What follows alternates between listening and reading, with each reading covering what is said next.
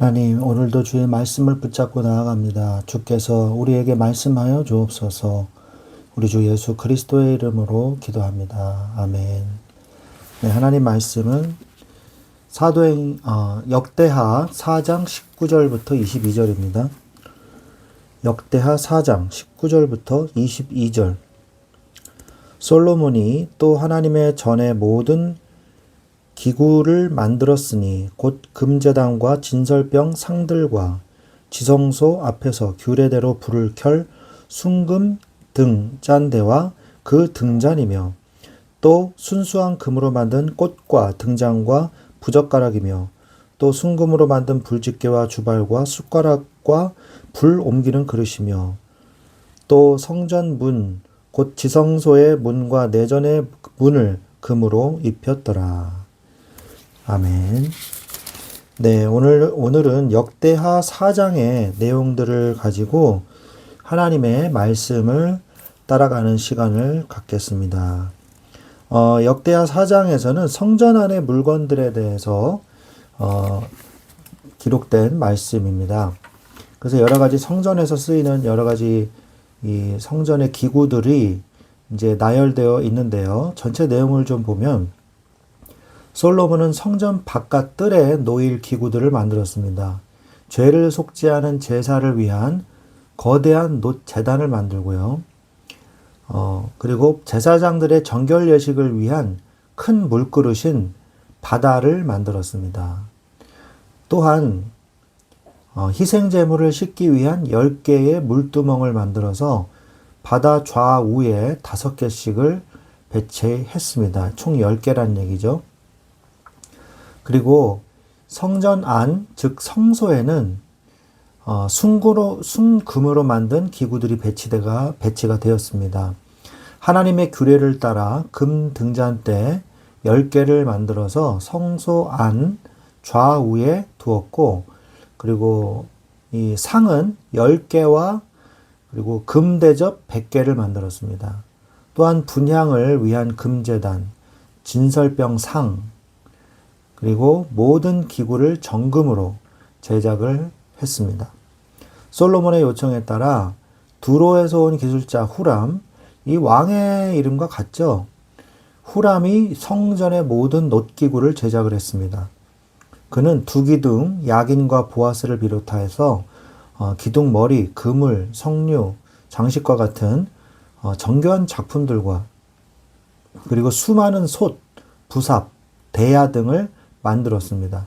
이 모든 것은 요단 평지에서 주조되었으며 사용된 놋의 양은 헤아릴 수가 없었다라고 기록을 하고 계십니다.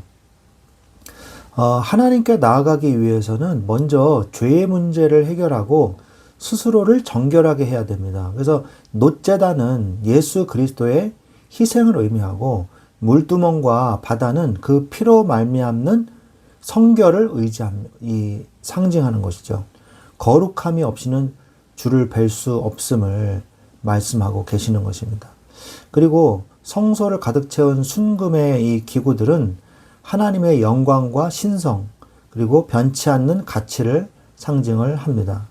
이는 교회가 세상적인 것으로 채워지는 것이 아니라 오직 하나님의 영광과 말씀과 기도로 채워져야 함을 가르쳐주고 계신 것이죠.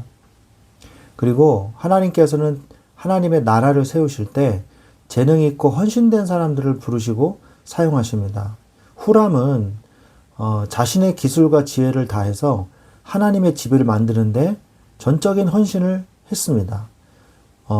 우리도 또한 각자에게 주신 은사를 하나님의 영광을 위해서 온전히 드리는 충성된 일꾼이 되어야 되겠습니다. 그래서 광야 시대의 성막 기구들은 이 부흥한 통일 왕국의 영적 수요를 감당하기에는 참 너무 부족했죠. 인구도 훨씬 더 늘어났기 때문에, 그래서 이에 솔로몬은 이전보다 훨씬 크고 많은 성전 기구들을 새롭게 제작해서 하나님의 더 큰 은혜를 담을 준비를 한 것이죠. 이는 하나님의 축복이 우리의 준비된 믿음의 그릇만큼 채워진다는 영적인 이 원리를 보여주는 것입니다. 그래서 우리는 새 그릇을 준비해야 돼요. 하나님이 채우십니다. 그릇을 준비한 만큼 채우시거든요. 그래서 새로 이 성전의 기구들을 다 만들었어요. 그래서 새로 만든 것입니다.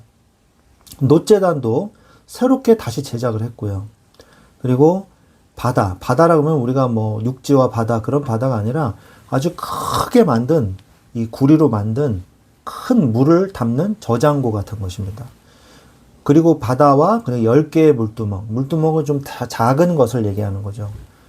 그 다음에 성전 안의 금기구들, 금장대 10개, 진설병상 10개, 후람의 사역과 이 녹기구들, 야긴과 보아스, 제사기구들 이런 것들을 다 만들었어요. 새로 만든 이유가 뭐냐? 아까도 얘기했지만 인구가 증가했단 말이에요. 열왕기상 4장 20절에 보면 유다와 이스라엘의 인구가 바닷가의 모래같이 많게 되매 먹고 마시며 즐거워하였으며 열왕기상 4장 20절에 나오거든요. 바다의 모래같이 백성이 많아졌다는 것이죠. 그리고 또한 온 나라가 평안을 누렸어요. 열왕기상 4장 25절에 보니까 솔로몬이 사는 동안에 유다와 이스라엘이 단에서부터 부엘세바까지 이르기까지 각기 포도나무 아래와 무화과 나무 아래에서 평안히 살았더라. 그러니까 태평성대의 때가 된 거죠. 이때에 성막이 이제 그리고 성전이 이제 이게 건축을 하게 된 것이죠.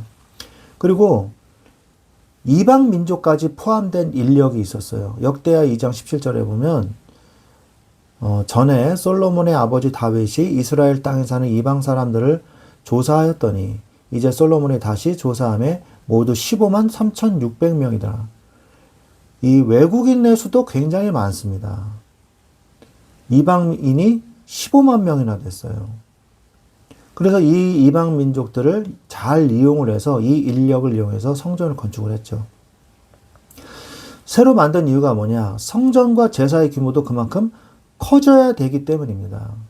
이전과는 비교할 수 없는 성전의 규모가 된 것이죠. 역대상 22장 5절에 다윗이 이르되 내 아들 솔로몬은 어리고 미숙하고 여호와를 위하여 건축할 성전은 극히 웅장하여 만국의 명성과 영광이 있게 하여야 할지라. 다윗이 뭘 받았습니까? 설계 도면을 받은 사람이 다윗이에요. 그래서 이 설계 도면대로 한다면 훨씬 더 크고 웅장한 성전이 완성되겠구나. 다윗은 알고 있었기 때문이죠. 그리고 막대한 양의 희생제물, 인구가 많으니까 희생제물을 많은 사람들이 훨씬 더 많이 들고 올 거 아닙니까? 제물을. 그럼 그거를 처리하려면요, 그냥 몇 밤 며칠 걸릴 수도 있어요. 그 성막 가지고는. 절대 안 됩니다. 그래서 역대하 7장 5절에 솔로몬 왕이 드린 제물이 소가 2만 2천 마리요, 양 12만 마리라. 이와 같이 왕과 모든 백성이 하나님의 전에 낙성식을 행하니라. 낙성식을 했는데 이 어마어마한 이 제물을요, 소화시켰다는 거거든요. 이 예물을 드렸다는 것이거든요. 그러니까 솔로몬의 성전이 얼마나 컸는지 우리가 짐작할 수 있는 것입니다.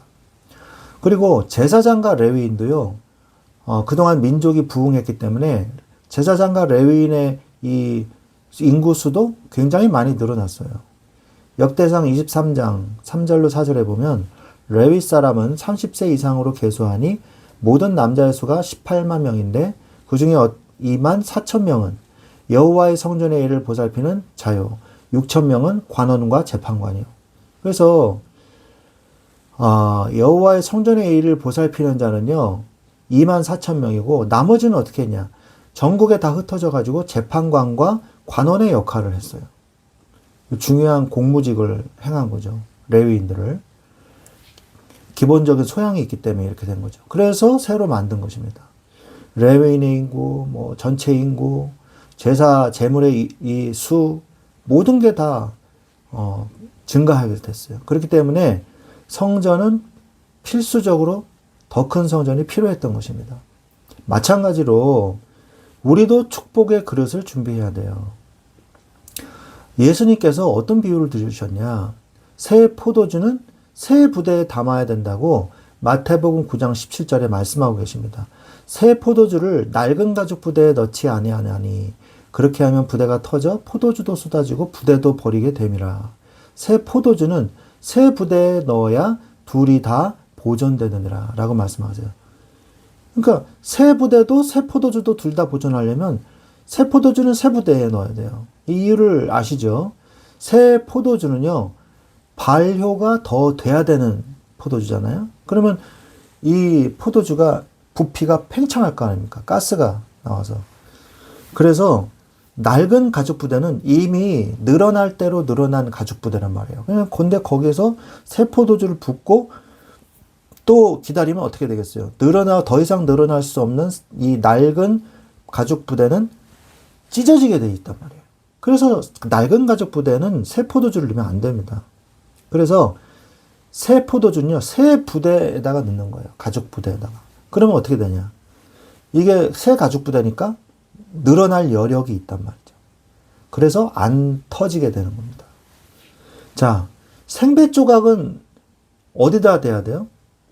생배 조각은 마가복음 2장 21절에 보면 생배 조각을 낡은 옷에 붙이는 자가 없다 그랬어요. 왜 그럴까요? 왜 낡은 옷을 붙이면 안 되냐? 생배 조각은 낡은 옷에 붙이면 오히려 낡은 옷이 찢어집니다. 그렇죠? 생배 조각은 튼튼하고 새 생배 조각이니까. 그런데 낡은 옷은 낡았으니까 뭐가 뜯어지겠어요? 이렇게 당기면 이렇게 하면 낡은 옷이 두두둑하고 찢어지는 거예요. 그래서 그렇게 하면은 기운 새 것이 낡은 그것을 담기에 헤어짐이 더하게 된단 말이에요. 헤어진 거를 막으려고 이 생배를 닫는데 오히려 더 뜯어지게 되는 거죠. 그래서 우리는 먼저 준비한 자가 응답을 받습니다. 다윗은 미리 준비를 했어요. 일적 준비, 재료 준비, 그리고 영적 준비를 했어요. 성경에서도 마태복음 25장 4절에서 슬기 있는 자들은 그릇에 기름을 담아 등과 함께 가져갔더니 이런 말씀이 나온단 말이에요. 계속 신랑을 기다리는데 시간이 지체되면 어떻게 됐어요? 기름이 없으면 불이 꺼지잖아요. 그러니까 기름을 등과 함께 가져갔단 말이에요. 그 사람이 슬기로운 사람이에요. 미리 준비한 사람. 그런 사람이 응답을 받는 겁니다. 미리 이 그릇을 준비해 놓으세요. 지금 뭐 담을 게 없는데? 아니에요. 미리 내가 믿음의 그릇을 준비해 놓으면 하나님이 그 그릇을 채우십니다. 그것을 여러분이 체험하셔야 돼요. 그런 응답을 받으시기 바랍니다. 하나님은 새 일을 행하시는 하나님이세요. 그래서 새 그릇을 준비하십시오. 열왕기하 4장 3절에 보면 이르되 너는 밖에 나가서 모든 이웃에게 그릇을 빌리라. 빈 그릇을 빌리되 조금 빌리지 말고. 엘리사와 그 엘리사의 제자의 과부가 있었어요. 근데 그릇을 준비해와라. 그러니까 다 준비했는데 모자른 거예요. 더 준비했다면 더 많이 받았겠죠. 그 과부가 먹고 사는데 지장이 없었겠죠. 물론 그것도 먹고 살만했지만요. 그리고 새 마음을 준비하세요. 에스겔서 36장 26절에 보니까 새 계명을 너희 속에 두고 새 마음을 너희에게 주되 너희 육신에서 굳은 마음을 제거하고 부드러운 마음을 줄 것이며 새 마음을 너희에게 준다 그랬어요. 새 영을 너희에게 준다 그랬어요. 그래서 굳은 마음을 제거하라 그랬어요. 근데 아직 막 상처와 생책이 난 나의 어떤 그런 거 가지고 때문에 계속 신앙생활 하면서 넘어지고 부서지고 그러면요, 새 일을 할 수가 없어요. 새 마음을 준비하세요. 그리고 그런 자들에게 하나님이 새 언약을 주십니다. 예레미야서 31장 31절에 여호와의 말씀이니라. 보라, 날이 이르리니 내가 이스라엘 집과 유다 집에 새 언약을 맺으리라. 새 언약을 행하시는 하나님이에요.